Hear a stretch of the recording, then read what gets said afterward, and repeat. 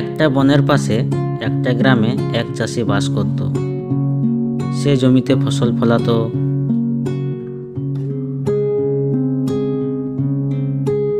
তার সাথে সাথে তার একটা হাঁসের খামার দেখভাল করত, যেটা তার নিজেরই খামার ছিল।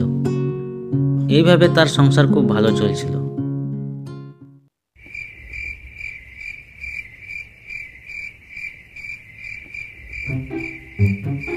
একদিন রাত্রে হঠাৎ জঙ্গল থেকে একটা শিয়াল তার খামারের দিকে ঘুরতে ঘুরতে চলে আসে। ওরে বাবা, এখানে তো অনেক হাঁস, আর আমি গোটা জঙ্গলে শিকারের খোঁজে ঘুরে ঘুরে আলামরা হয়ে গেলাম। যাক, এবার একটা হাঁসের খামার পেয়েছি। হাঁসগুলো কি লাদাস লুদোস, খেয়ে অনেক মজা পাবো। এবার থেকে প্রতিদিন একটা করে হাঁস এখান থেকেই মেরে খাবো, আর বাইরে আমাকে খাবারের খোঁজ করতে হবে না। যাই যাই, আজকে একটা হাঁসকে তুলে খাই। শিয়াল হাঁসের খামারের থেকে একটা হাঁস তুলে নেয়। Yam yam yam yam yam yam yam yam yam yam yam yam yam yam. ওরে বাবা, আহ কি সুস্বাদু হাঁস, খেয়ে অনেক তৃপ্তি পেলাম। যাই, এবার পালাই, আবার আসবো।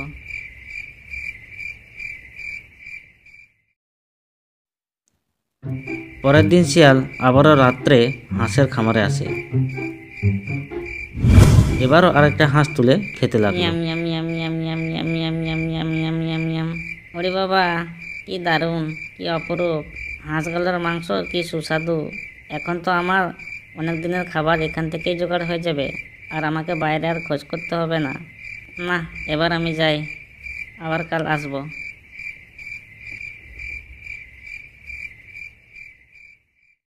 এইভাবে অনেক দিন কেটে যায়।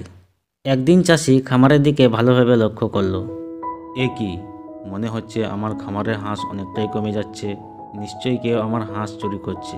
তবে দিনের বেলায় তো ঠিকই থাকছে, আজকে আমাকে রাত্রে পাহারা দিতে হবে।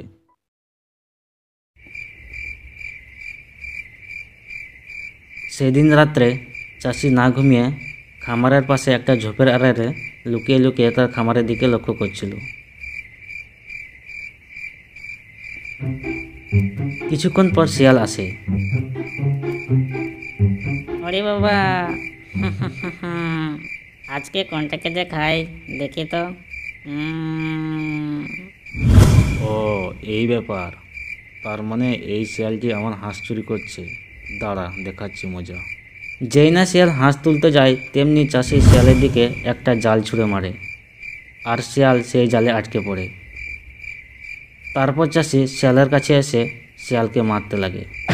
ওরে বাবা, কি কি মারছেন কেন? ওরে বাবা, ওরে বাবা, লাগছে রে। ওরে বাবা, কেন মারছেন, কেন মারছেন? কি করলাম? না না, আর আমি হাঁস খাবো না, হাঁস খাবো না। আমাকে ছেড়ে দিন, এবার মতো ক্ষমা করে দিন। না, লাগছে রে। এবার মতন আমাকে ক্ষমা করে দিন। আমি আর হাঁস খাবো না, আমার শিক্ষা হয়ে গেছে। আমি আর এইদিকে কোনোদিনও আসবো না, আমাকে এবার মতন ক্ষমা করে দিন। চাষি শিয়ালের কথায় কান দেয় না। শিয়ালকে এত মেরেও চাষির মন ভরে না। তখন চাষি শিয়ালের লেজে আগুন ধরিয়ে দেয়। শিয়ালের লেজে আগুন জ্বলতে লাগে। শিয়ালের লেজের আগুনে যখন জালটি ছিঁড়ে যায়, তখন শিয়াল সেখান থেকে পালিয়ে যেতে লাগে। শিয়াল চাষির জমির ভিতর দিয়ে যখন পালাচ্ছিল, তখন শিয়ালের লেজের আগুনে পুরো জমিতে আগুন ধরে যায়।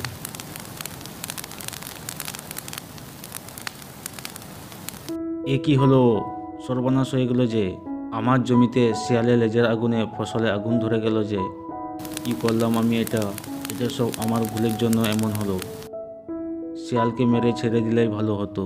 লেজে আগুন লাগিয়ে অনেক বড় ভুল করলাম। এদিকে শিয়াল একটা নদীতে গিয়ে লেজের আগুন নেভায়, তার জীবন বাঁচায়। এবার মতো বেঁচে গেলাম। এই যে শুনছেন আপনারা, আমাকে একটা লাইক দেবেন, আর বাংলার কার্টুন চ্যানেলে যদি নতুন থাকেন তো চ্যানেলটিকে সাবস্ক্রাইব করে দিন, নইলে আমি আপনার খামারে গিয়ে আপনার মুরগি হাঁস সব খেয়ে নেব।